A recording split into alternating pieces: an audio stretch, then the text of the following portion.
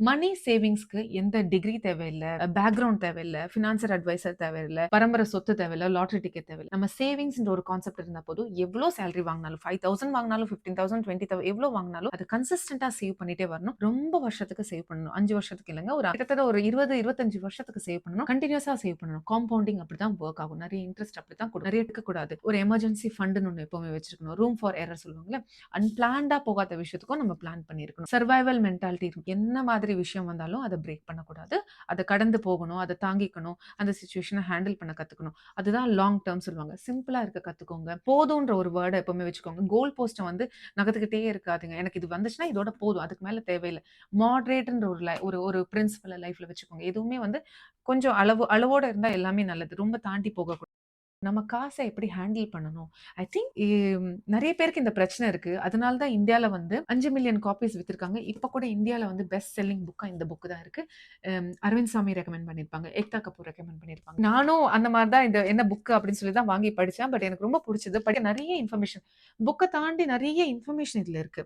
இந்த புக் பத்தி தான் இன்னைக்கு சொல்லப் போறேன். Psychology of money Morgan Housel. ஒரு ஃபினான்சியல் அட்வைஸ் கிட்ட நம்ம 2 பேரும் போயிட்டு ஒரு அட்வைஸ் கேட்கிறோம்னா, இன்வெஸ்ட் பண்ணுங்க, சேவ் பண்ணுன்னு சொல்லுவாங்க. நான் இன்ஃப்ளேஷன் பார்த்து பயப்படுறேன்னா, நான் சேவ் பண்ணுவேன். அத பார்க்காத நீங்க இன்வெஸ்ட் பண்ணுவீங்க. யாருமே தப்பு கிடையாது. as long as you save and invest. ஃப்ரெண்ட காப்பி பண்ணாதீங்க. என் ஃப்ரெண்ட் அது பண்றான், நானும் அது பண்ணணும் அப்படின்னு பண்ணக்கூடாது. அவன் பண்றான்னா அந்த ஐடியாஸ் எடுத்துக்கோங்க. நீங்க உங்களோட அனலைஸ் பண்ணிக்கோங்க, ரிசர்ச் பண்ணிக்கோங்க. உங்களுக்கு எது வொர்க் அவுட் ஆகும்? உங்களால அந்த இன்வெஸ்ட்மென்ட் கரெக்ட்டா போட முடியுமா? உங்க சேலரில, உங்க இன்வெஸ்ட்மென்ட்ல, உங்க ஃபேமிலி, உங்க சைல்ட ஃபீட் பண்ணிட்டு மிச்சம் காச உங்களால போட முடியும். எப்பவுமே ஒரு டிசிஷன் எடுக்கிறதுக்கு முன்னாடி உங்க ஃபேமிலி, உங்க குழந்தைங்கள கொஞ்சம் நினைச்சு பார்க்கணும். நைட் தூங்குறதுக்கு முன்னாடி இது நான் போட்டா எனக்கு இது கரெக்ட்டா வொர்க் ஆகுமா? இது என் மொத்த குடும்பத்தையும் இம்பாக்ட் பண்ணுமா? அந்த அந்த ஒரு பயம் எப்பவுமே இருந்தீங்கன்னா கரெக்ட்டான டிசிஷன் எடுப்பீங்கன்னு சொல்லுவாங்க. ஈகோ கம்மியா இருக்கணும். நம்ம டிசைர்ஸ் கொஞ்சம் கம்மியா இருக்கணும். சர்வைவல் மென்டாலிட்டின்னு சொல்லுவாங்க. எவ்வளவு தூரம் நம்மளால தாக்கு பிடிக்க முடியும்? Family, medical, personal emergency, business loss, natural calamities, world affairs எந்த மாதிரி விஷயம் வந்தாலுமே நம்ம போட்டிருந்த சேவிங்ஸையோ, எஃப்டி, ஆர்டி, இன்வெஸ்ட்மெண்ட்டையோ வந்து பிரேக் பண்ணவே கூடாது.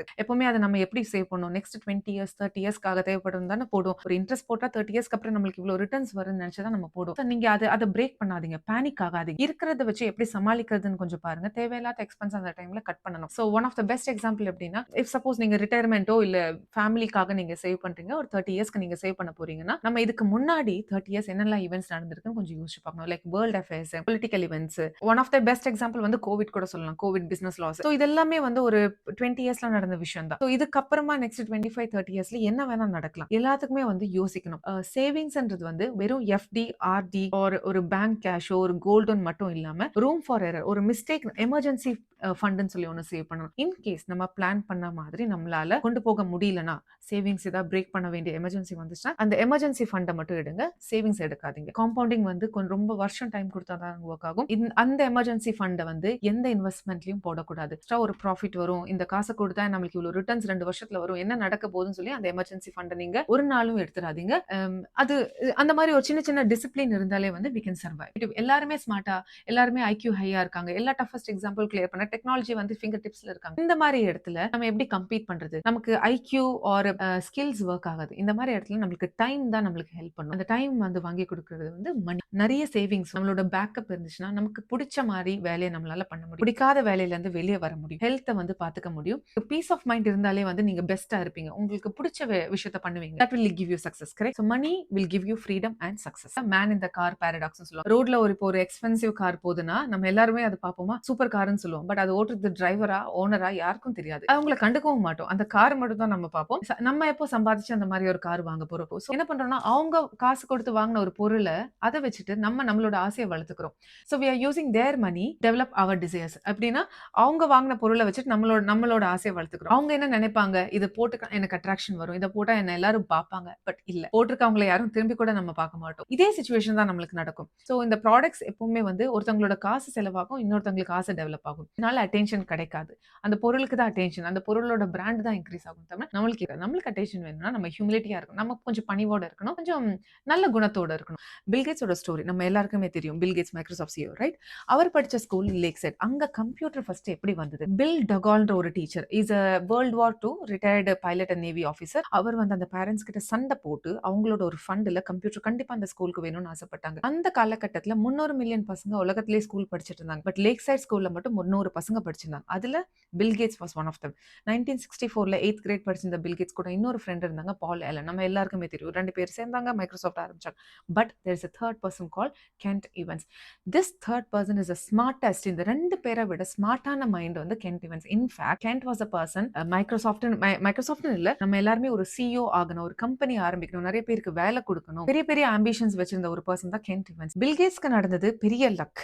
ஒரு 100 மில்லியன்ல நடந்த ஒரு ஒரு பர்சனுக்கு நடந்த லக். பட் கென்ட் ஈவன்ஸ்க்கு நடந்தது ரிஸ்க். ஏன்னா வாட் ஹேப்பன்ட் இஸ், அவங்க படிச்ச ஸ்கூல் வந்து நிறைய மவுண்டன்ஸ் இருந்த இடம். மவுண்டன்ஸ் இருந்த இடத்துல நிறைய நேச்சுரல் கெலாமிட்டிஸ் நடக்கும், ஆக்சிடென்ட்ஸ் நடக்கும். அதுல ஒன் ஆஃப் த ஆக்சிடென்ட்ல வந்து அன்பார்ச்சுனேட்டா கென்ட் ஈவன்ஸ் வந்து பாஸ்ட் அவே. ஒரு சின்ன பையனா ஸ்கூல்ல படிக்கும்போது. பட் கென்ட்டோட தாட்ஸ் வந்து மைக்ரோசாஃப்ட்டை வந்து இந்த அளவுக்கு தூக்கி எடுத்துட்டு வந்திருக்கு. தட் பில் கேட்ஸே வந்து அட்மிட் பண்ணுவாங்க. கென்ட்ன்ற ஒருத்தர் எங்களோட படிக்கல, லேக் சைட் ஸ்கூல்னு ஒன்று இல்லை, அங்கே வந்து அந்த டீச்சர் இல்லை, அந்த கம்ப்யூட்டர் இல்லைன்னா இப்போ மைக்ரோசாஃப்ட்னு ஒரு இடமே இருக்காது. ஸோ நம்ம சில நேரம் எடுக்கிற டிசிஷன் வந்து நம்ம நடக்கிற விஷயம்னால கூட நடக்கும். Be careful. நம்ம யாரை பார்த்து அட்மையர் ஆகுறோம், யார் நம்மளோட ரோல் மாடல், யார் நம்மளோட இன்ஃப்ளூயன்ஸரா இருக்காங்களோ அது கூட கொஞ்சம் நம்ம கேர்ஃபுல்லா இருக்கணும். பிகாஸ் காலம் மாறிக்கிட்டே இருக்கு, ஆப்பர்ச்சுனிட்டிஸ் மாறிட்டே இருக்கு. மார்க் சக்கபர் வந்து யாஹூ ஒரு ஆஃபர் கொடுத்தாங்க. அப்ப மார்க் சக்கபர் ரிஜெக்ட் பண்ணிட்டாங்க. சூப்பர் டெசிஷன் நம்ம எல்லாருமே சொல்லிருப்போம். பட் அதே டைம் வந்து யாஹூ வந்து மைக்ரோசாஃப்டோட ஆஃபரை ரிஜெக்ட் பண்ணிருக்கு. எவ்வளோ ஒரு ஸ்டூபிடான ஒரு டிசிஷன்ல. எஸ், ரெண்டுத்தோட அவுட்கம் ஒண்ணுதான். பட் ரெண்டு பேரோட டிசிஷன் மேக்கிங் வந்து டிஃப்ரெண்டா இருந்துச்சு. ஸோ சில நேரம் வந்து நம்ம கொஞ்சம் யோசிக்கணும். நம்ம யார், நம்மளோட ஈகோ கொஞ்சம் சில இடத்துல ப்ளே பண்ணும். நம்ம யார் ரோல் மாடலா வச்சிருக்கோம் அதுவும் கொஞ்சம் இருக்கு. Bill Gates is saying failure கூட சில நேரம் ஒரு தப்பான டீச்சர் தான். நிஜமாலே ஒரு ஸ்மார்ட் மைண்ட், நல்ல ஆப்பர்ச்சுனிட்டி வருது, ரிஸ்க் எடுக்க பயப்படுவாங்க.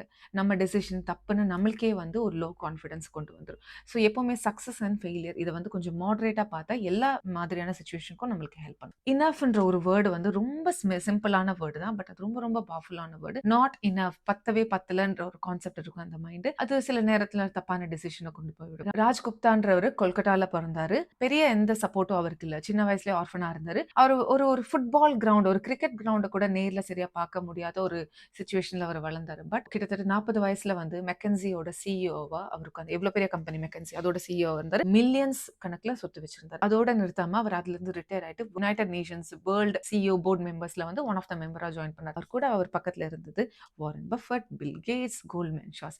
பட் அவருக்கு அங்க என்ன ஆசை வந்துச்சுன்னா, millions is not enough for me, எனக்கு பில்லியன்ஸ் வேணும். பிகாஸ் அவங்க இருக்கிற அந்த பேனல் வந்து ரொம்ப ரிச்சஸ்ட், வேர்ல்டோட ரிச்சஸ்ட் அண்ட் பவர்ஃபுல் பீப்புள் இருந்த பேனல்.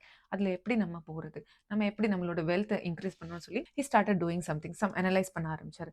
கோல்ட்மேன் ஷாஸ்க்கு வந்து ஒரு டிசாஸ்டர், ஒரு ஃபினான்ஷியல் கிரைசிஸ் வரும்போது வாரன் பஃபெட் வந்து அதுல மணி இன்வெஸ்ட் பண்றேன்னு சொல்லியிருந்தார். அந்த போர்ட் மீட்டிங்ல வந்து ராஜ்குப்தா வாஸ் ஆல்சோ a மெம்பர். அந்த விஷயம் அவருக்கு தெரிஞ்சு அவரோட பர்சனல் மேனேஜர் கால் பண்ணி முடிஞ்ச அளவுக்கு அதுல எவ்வளவு ஃபண்ட்ஸ் வாங்க முடியுமோ, ஷேர்ஸ் வாங்க முடியுமோ வாங்கியிருக்கேன். It's is called insider trading சொல்லுவாங்க. ஸோ அதனால ப்ராஃபிட் பட்டார். அதுல 1 மில்லியன் 2 மில்லியன் ப்ராஃபிட் பட்டார். பட் அவர் அதோட நிறுத்தல. he went on doing so many things. I think around 17 millions கிட்ட வந்து இன்சைடர் ட்ரேடிங்ல ப்ராஃபிட் பட்டார். பட் ஈவென்ச்சுவலி ஒரு 5 இயர்ஸ்ல வந்து எல்லா விஷயமும் வெளியே வந்து அவர் ஜெயிலுக்கு போயிட்டார். வாரன் பஃபெட் எப்பவுமே சொல்வாரு, நம்மளுக்கு ஒரு நைட்டு தூக்கம் டிஸ்டர்ப் ஆகுதுன்னா அது எந்த மாதிரி விஷயமா இருந்தாலும் அதை நீங்க பண்ணாதீங்க. மணில வந்து ரொம்ப டஃப்பான ஒரே ஒரு விஷயம் தெரியுமாங்க, நம்ம கோல் போஸ்ட்டை வந்து ஒரே இடத்துல வைக்கிறது, நம்ம டிசைர்ஸை வந்து கண்ட்ரோல்டா வைக்கிறது. இப்போ ஒரு கார் வாங்குறோம், அதுக்கப்புறம் அந்த கார்ல இருந்து அப்கிரேட் ஆயிட்டு ஹை அண்ட் கார் வாங்கணும்னு நினைப்போம். ஒரு ஃபோன் வாங்குறோம், அடுத்த வருஷமே அடுத்த ஃபோன் அப்கிரேட் பண்ணிக்கணும்னு நினைப்போம். இந்த மாதிரி கோல் போஸ்ட்டை மாத்தி மாத்தி வைக்காதீங்க. ஒரே இடத்துல ஃபிக்ஸ்டா இருங்க. ஒரு ஃபோன் வாங்கிட்டா கன்சிஸ்டண்டா ஒரு 4-5 இயர்ஸ் யூஸ் பண்ணுங்க. கார் வாங்குங்க, ஹை எண்ட் கார் வாங்கணும் இல்ல, பேசிக்கும் வேண்டாம், ஒரு மாடரேட்டான கார். அதை வச்சுட்டு நம்ம எப்படி சர்வை பண்றது, லாங் டைம்ல எப்படி சர்வை பண்றது. லாஸ் வேகஸ்ல நம்ம எப்படி நிறைய போற வேகத்துல வெளியே வர்றதுதான் அங்க சம்பாதிக்கிற ஒரே வழின்னு ஒருத்தங்க சொல்றாங்க. That is correct. நம்ம ஸ்கூல்ல வந்து காம்பவுண்டிங் ஒரு விஷயம் படிச்சிருப்போம், ஞாபகம் இருக்கா? காம்பவுண்டிங் எப்படி ஒர்க் ஆகும்னா, அதுக்கு டைம் கொடுக்கணும். 5 இயர்ஸ் இல்லைங்க, அதுக்கு ஒரு லாங் டைம் கொடுக்கணும். கிட்டத்தட்ட ஒரு 25, 30, 40 இயர்ஸ்லாம் கொடுப்பாங்க. ஜிம் சிம்சன் ஒருத்தர் வந்து 66% ஹையஸ்ட் ரிட்டர்ன்ஸ் வாங்கின ஒருத்தர் வந்து இப்ப வரைக்கும் ஜிம் சிம்சன்ஸ். அவரை நீங்க வாரன் பஃபெட்டோட கம்பேர் பண்ணீங்கன்னா, வாரன் பஃபெட் வந்து 22% தான் ரிட்டர்ன்ஸ் வாங்கினார் இன்வெஸ்ட் பண்ணதுல. பட் எப்படி பண்ணாலுமே அவரால் வாரன் பஃபெட்டை சர்பாஸ் பண்ண, ஐ மீன் சொத்து மதிப்பை கடந்து அவரால் போக முடியல. இதுக்கு என்ன காரணம்? வாரன் பஃபெட் வந்து 10 வயசுல இருந்து இன்வெஸ்ட் பண்ண ஆரம்பிச்சிருக்காரு. கிட்டத்தட்ட அவரோட 65th பர்த்டேக்கு அப்புறமா தான் அவர் வந்து 85 மில்லியன் கேஷை வந்து எடுத்திருக்காரு. 75 இயர்ஸ் அவர் இன்வெஸ்ட்மெண்ட் நிறைய பண்ணியிருக்காங்க. ஸோ ஜிம் சிம்சன் வந்து 40 வயசுல தான் இன்வெஸ்ட்மெண்ட் ஸ்டார்ட் பண்ணியிருக்காங்க. 40 வயசுல ஸ்டார்ட் பண்ணி 66% ரிட்டர்ன்ஸ் வாங்கினாலுமே வாரன் பஃபெட் 10 வயசுல ஸ்டார்ட் பண்ணி 75 வயசு வரைக்கும் பண்ணியிருக்காரு. அவர் 22% தான் ரிட்டர்ன் வாங்கியிருக்காங்க. So it doesn't matter. நம்ம எவ்வளோ ஏர்லியா ஸ்டார்ட் பண்றோம். காம்பவுண்டிங் அப்படிதான் ஒர்க் ஆகும். நிறைய டைம் கொடுக்கணும். அது பிரேக் பண்ணாம வச்சிருக்கணும் எப்பவும். இப்போ எனக்கு ஒரு மாசம் 5 லட்சம் சேலரி வருதுன்னா, அதை நான் எப்படி கையில வச்சுக்கிறேன்னு அந்த 5 லேக்ஸ்லயும் வந்து இப்போ நான் 4 லேக்ஸ் நான் செலவு பண்ணிட்டேன்னா ஐம் நாட் வெல்தி. மிச்சம் இருக்கிறது 1 லேக் தான். அந்த 4 லேக்குமே எனக்கு வந்து ப்ராடக்ட்டா மாறிடுச்சு. நான் வீட்டை ஃபில் பண்ணியிருக்கேன். So getting wealthy versus staying wealthy, நம்ம சம்பாதிக்கிற காசை நம்ம எந்த அளவுக்கு கையில வச்சுக்கிறோம். அது சேவிங்ஸா இருக்கலாம், எஃப்டியா இருக்கலாம், இன்வெஸ்ட்மெண்ட்ஸா இருக்கலாம், ஏன் கேஷா கூட இருக்கலாம். And wealth is what you don't see. நமக்கு கண்ணுக்கு தெரியாத விஷயம் தான் நம்மளோட சொத்து. ரொனால்ட் ரீட் வந்து பிசினஸ் எதுவும் பண்ணல. அவர் பெரிய எக்ஸ்பென்சிவ் டாய்ஸ் எதுவுமே வாங்கல. அந்த டைம்ல ஃபினான்ஷியல் அட்வைசர் யாருமே அவருக்கு இல்ல. பட் அவர் ஒரே ஒரு பிரின்சிபல் தான் ஃபாலோ பண்ணார். தேவையில்லாத பொருள் எதுவுமே வாங்காம எக்ஸ்பென்ஸ கட் பண்ணிட்டு, என்ன பேசிக் நெசசிட்டோ அத மட்டும் வச்சு மிச்ச எல்லா காசையுமே வந்து சேவிங்ஸ்ல போட்டாரு. அதனால தான் அவர் பணக்காரர். ஐ திங்க் நம்ம தாத்தா, பாட்டி எல்லாம் கொஞ்சம் அப்படிதான் இருந்தாங்க. அப்பா வரைக்கும் அப்படிதான் இருந்தாங்க. நம்மளோட ஜெனரேஷன்ல தான் வந்து இந்த சோஷியல் மீடியா, இந்த மைண்ட் பிரஷர்ஸ்னால ஒருத்தன் ட்ரிப் ஃபோட்டோஸ் போட்டிருக்கான், மொபைல் அப்கிரேட் பண்ணியிருக்கான், புது கார் வாங்கிட்டான்றதுக்காக நமக்கு அந்த பிரஷர்ஸ் நாம எல்லாமே வாங்கிடுறோம். ஸோ கொஞ்சம் அந்த ஈகோ கட் பண்ணிட்டு, கொஞ்சம் அந்த சிக்கனோ, பயம் அந்த மாதிரி பாராமீட்டர்ஸ் கொஞ்சம் வச்சிருந்தவங்களே கொஞ்சம் நெறைய சேவ் பண்ணலாம் அப்படின்னு சொல்றாங்க. கொஞ்சம் ரீசனபிளாவே இருங்க. வாங்குன காசு, சம்பாதிக்கிற காசு மொத்தமா போய் ஒரு இன்வெஸ்ட்மென்ட்ன்னு பண்ணுவாங்க. எந்த செலவுமே பண்ணாங்க. அப்படியும் இருக்கக்கூடாது. ஏன்னா, ஒரு 40 இயர்ஸ்ல வந்து நீங்க திரும்பி பார்க்கும்போது கொஞ்சம் கஷ்டப்படுவீங்க. நான் எதுவுமே பண்ணல. ஃபுல்லா ஆஃபீஸ்ல வேலை பண்ணி எல்லா காசையும் நான் இப்படித்தான் பண்ணேன். அந்த ரிக்ரெட் இருக்குல்ல, அதுவும் இஸ் நாட் குட். ரைட்? சில பேர் இருப்பாங்க. யங் ஏஜ்ல ரொம்ப இண்டிபெண்டன்ட், கேர் ஃப்ரீயா இருப்பாங்க. பேக்கப்பும் அவங்களுக்கு ஒண்ணும் இருக்காது. அவங்களோட ரிட்டயர்மென்ட்க்கும் எதுவும் சேவ் பண்ண மாட்டாங்க. அதுவும் தப்பு. ஸோ எல்லாமே கொஞ்சம் மாடரேட்டா இருக்கணும். 5 வயசுல ஒரு குழந்தைக்கு வந்து டிராக்டர் பிடிக்கும். வளரும்போது ஃபயர்மேன் பிடிக்கும். அதுக்கப்புறம் ஒரு லாயர்ன்ற ஒரு ப்ரொஃபஷன் சூஸ் பண்ணுவாங்க. அதுவுமே வந்து ஃபுல்லா பண்ண மாட்டாங்க. ஸ்ட்ரெஸ்ஸா இருக்கு சொல்லி அந்த வேலைய விட்டுருவாங்க. ஸோ நமக்கே as a human we don't know என்ன பண்றோம்னு. கரெக்ட்டா?